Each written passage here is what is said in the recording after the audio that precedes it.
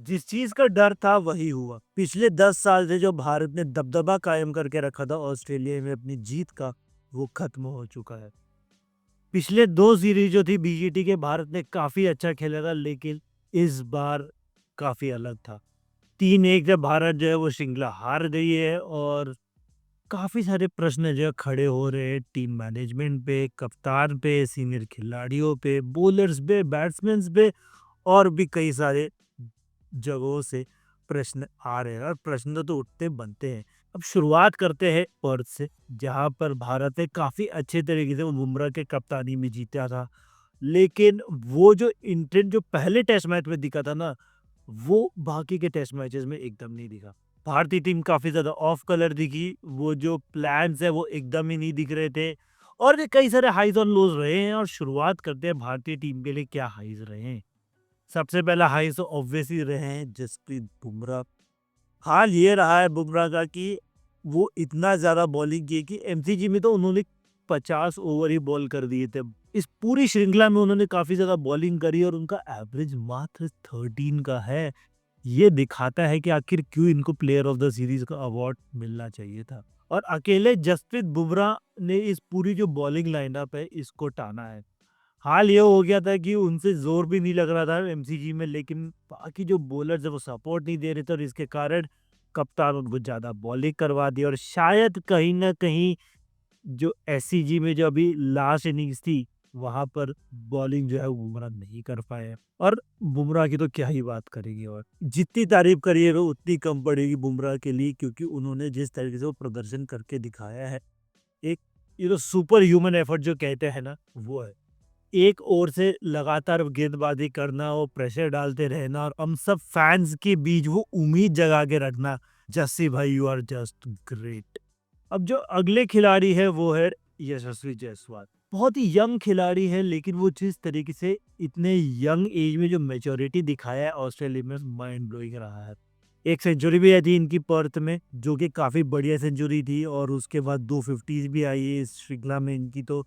तो यशस्वी जायसवाल जो एकमात्र शाइनिंग स्टार रहे हैं इंडिया के लिए, अगर मैं बैट्समैन के तौर पे बात करूँ तो। क्योंकि वो जिस तरीके से एक प्रॉपर बैट्समैन को खेलना चाहिए तो उन्होंने खेला है। जहाँ पे दूसरे बैट्समैन एकदम नहीं चल रहे थे, वहाँ पे यशस्वी जायसवाल ने काफ़ी अच्छी पारी खेली है, और उन्होंने ये भी साबित कर दिया है कि एशिया के बाहर भी वो अच्छे तरीके से खेल सकते हैं। एक बहुत ही मैच्योर्ड प्लेयर है, जिनके पास ब्रेन्स भी है और स्किल्स भी है, और इस टीम को जो एक अच्छा ओपनर चाहिए था, शायद वो एक मिल गया है। तीसरे जो खिलाड़ी रहे, वो जो गैम्बल कह सकते हैं हम लोग, वो है नीतीश कुमार है। एक अच्छे ऑलराउंडर बेसिकली, जिसको टीम ने यहाँ पे डेब्यू दिया ऑस्ट्रेलिया में, और काफी अच्छी डेब्यू रही इनकी, जो उन्होंने एमसीजी में सेंचुरी मारा। और सिर्फ वो बात नहीं है, बल्कि वो जो पूरे श्रृंखला में वो जिस तरीके से बार बार इंडिया को एक लो टोटल पे ऑल आउट होने से बचाते थे, वो काफी ज्यादा मायने रखता है। Nitish Kumar Reddy is a great find, और शायद एक बहुत ही अच्छा आंसर है भारत के लिए। वो एक पेस बॉलिंग ऑलराउंडर जो चाहिए था ना टेस्ट मैचेस में, तो वो कहीं ना वो नीतीश कुमार रेड्डी उस जगह को फिलअप कर सकते हैं। और बॉलिंग में इनकी ठीक ठाक रही है, जितने इनको बॉलिंग मिले उस हिसाब से इन्होंने डिसेंट बॉलिंग करी है। शायद इनको थोड़ा सा और बॉलिंग दिया जाता तो शायद थोड़ा और बेटर रहता। और एक और जो खिलाड़ी मेरे को थोड़ा सा जो इम्प्रेस कर गए, भले ही उनको सिर्फ 2 ही टेस्ट मैच खिलाए गए, वो है हर्षित राणा। पर्थ में उन्होंने काफी अच्छा खेला, लेकिन जब बात आती है पिंक बॉल टेस्ट मैच की, वहां पे उनका काफी खराब प्रदर्शन था। लेकिन हर्षित राणा का वो जो स्पेल देखा था ना मैंने पर्थ में, वो काफी ज्यादा तारीफ करने लायक था। मेरे को काफी अच्छा लगा था वो जिस तरीके से लाइन एंड लेंथ डाल रहे थे। ऑस्ट्रेलिया में पहली बार खेल रहे हैं उसके बावजूद भी, और शायद कहीं ना कहीं इनका जो फ्यूचर है ना काफी ज्यादा ब्राइट हो सकता है, अगर इनको आगे भी चांस मिले तो। यहाँ पे प्रसिद्ध कृष्णा ने भी इस टेस्ट मैच में ठीक खेला, मैं कहूंगा नॉट वेरी गुड, बिकॉज इनसे थोड़ा-सा बेटर उम्मीद कर सकते हैं। काफ़ी टाइम इस टीम के साथ हैं, टीम के साथ ट्रैवल कर रहे हैं, और शायद थोड़ा बेटर लाइनमेट्स डाला जा सकता था। अब बात करते हैं लॉस की, जो कि एक काफ़ी लंबी लिस्ट है यहाँ पर तो, और शुरुआत होती है दोनों सीनियर प्लेयर से। ना रोहित शर्मा चले इस सीरीज में, ना विराट कोहली। एक शतक के अलावा विराट कोहली का जो पूरा ऑस्ट्रेलिया का जो दौरा है काफ़ी ज़्यादा खराब रहा है। वो एक ही प्लान जो है ऑस्ट्रेलिया लेके चल रही थी, और प्लान ए के ऊपर ही ऑस्ट्रेलिया को बार बार विकेट्स मिल रहे थे, वही आउटसाइड ऑफ स्टंप बॉल और वहीं पे विराट कोहली का आउट होना। तो कहीं ना कहीं वो साफ दिख रहा है कि विराट कोहली का जो टेस्ट मैच में जो फॉर्म है ना वो काफी ज्यादा खराब है, और रोहित शर्मा का भी कुछ खास फॉर्म नहीं रहा है। इनफैक्ट उनका इस टेस्ट सीरीज में, चाहे ये टेस्ट सीरीज लीजिए चाहे इसके पिछले जो न्यूजीलैंड टेस्ट सीरीज लीजिए, रोहित शर्मा का काफी ज्यादा खराब रहा है फॉर्म, बैट से भी, एज अ कैप्टन भी उन्होंने काफी ज्यादा अ, खराब ही प्रदर्शन किया है। कहीं न कहीं वो जो प्लान्स है वो नहीं दिख रहे थे।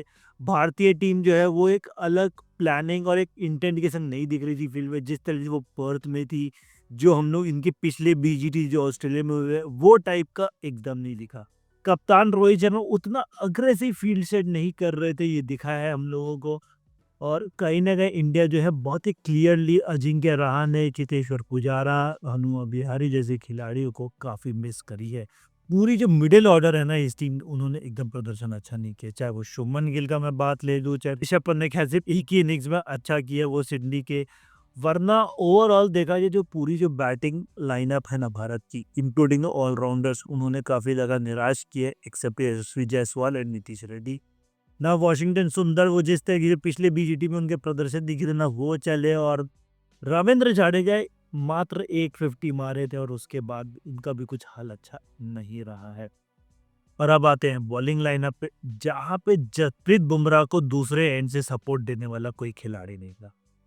मोहम्मद सिराज जो है भारत की सेकंड बेस्ट बॉलर रहे हैं, और उनका जो एवरेज रहा है इस सीरीज में वो है 30 का। अब आप कंपैरिजन करिए, कहाँ 13 का एवरेज और कहाँ 30 का। ये साफ दिखाता है कि बुमराह इस अकेले दम पे इस टीम की जो बॉलिंग लाइनअप है इसके एक सारथी रहने हैं।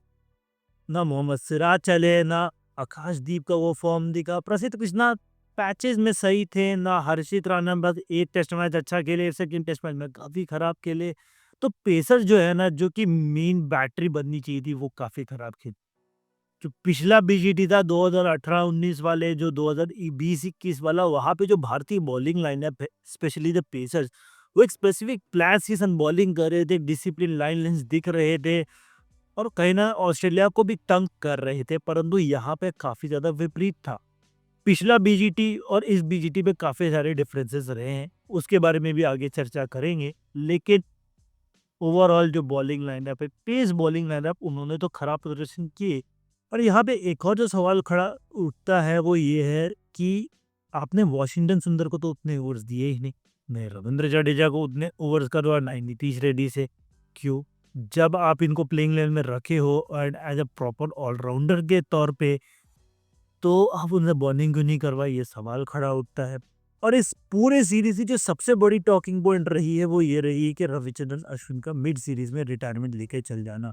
एक लेजेंडरी प्लेयर रहे हैं भारत के लिए रविचंद्रन अश्विन, और इनका अचानक से बीच में रिटायरमेंट लेके चल जाना क्यों? ये आज भी एक सवाल खड़ा करता है कि आपकी जो बेस्ट स्पिनर है वो बीच सीरीज में रिटायरमेंट ले गए, और शायद अश्विन होते तो शायद थोड़ा सा बेटर प्रदर्शन करती इंडिया, मे बी यस। लेकिन ऐसे अगर आपका सीनियर खिलाड़ी मिड सीरीज में जाता है तो सवाल तो खड़े होते ही हैं। अगर मैं यही टेस्ट सीरीज को पिछले बीजीटी से कंपेयर करूं, जहां पे अजिंक्य रहाणे की कैप्टेंसी में भारत ने पूरे इस टेस्ट श्रृंखला को जीत लिया, जहाँ पे एक लास्ट टेस्ट मैच है स्पेशली गाबा का, जहाँ पे पूरी जो बॉलिंग लाइनअप, एक यंग बॉलिंग लाइनअप के संग वो टेस्ट श्रृंखला जीत ली, वो कैसे हुआ यार? सवाल तो खड़े उठते हैं। और इन्हीं सवालों के साथ साथ एक और बात जो है वो ये उठती है, क्या जो अगला टेस्ट सीरीज आएगा जो इंग्लैंड का, क्या उसमें रोहित शर्मा और विराट कोहली को ये लोग रखेंगे वापस? क्या रोहित और विराट रणजी में जाएंगे डोमेस्टिक सर्किट में अपने आप को इम्प्रूव करने? ये भी सवाल होता है। क्या फ्यूचर में भारतीय टीम उन प्लेयर्स को सिलेक्ट करेगी ज़्यादातर जो कि टेस्ट स्पेशलिस्ट हों, जैसे कि हमारे पास पहले पुजारा, रहाणे, हनुमा विहारी, अश्विन जैसे खिलाड़ी थे, ईशांत शर्मा भी थे एक बार के लिए, उमेश यादव भी थे। क्या ऐसे ही खिलाड़ियों को आगे भी वापस से रखा जाएगा? ये भी एक सवाल होता है।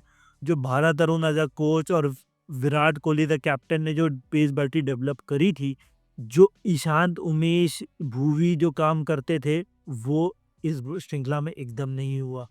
एक जो बहुत ही अच्छी पेस बैटरी थी अलॉन्ग विद द पेसर्स के बैकअप, वो इस श्रृंखला में क्लियरली मिसिंग दिखी हम लोगों को। जो भारत तरुण ने जिस तरीके से वो एक पीस को यूनिट डेवलप करवाया था इस टीम में, वो अभी काफ़ी ज़्यादा मिसिंग है। तो ओवरऑल देखा जाए तो सीरीज़ काफ़ी ज़्यादा डिसअपॉइंटिंग थी, जहाँ पर भारत पूरी तरह से क्लूलेस दिखी in terms of plan, in terms of batting, bowling, सभी डिपार्टमेंट्स में। और दुःख तब होता है ना दोस्तों, जब वो देश जहाँ पे क्रिकेट को लेकर एक अलग दीवानगी है, जहाँ पे करोड़ों रुपए खर्च होते हैं क्रिकेट के डेवलपमेंट के ऊपर, वो उस देश से हार जाती है, वो भी बुरी तरह। जहाँ पे cricket is the fourth most preferred sport, जहाँ पे बेटर इंफ्रास्ट्रक्चर है, उनके पास बेटर प्लेयर्स है। और ऑस्ट्रेलिया की बात करें तो ट्रेविस हेड के अलावा कोई भी खिलाड़ी का बहुत ही अच्छा एवरेज नहीं रहा है इस पूरी सीरीज में बैटिंग में। प्रफुल्ल भी देखिए, उनकी जो बैटिंग है वो भारतीय बैटिंग से काफ़ी ज़्यादा बेटर परफॉर्म करते हुए दिखी है।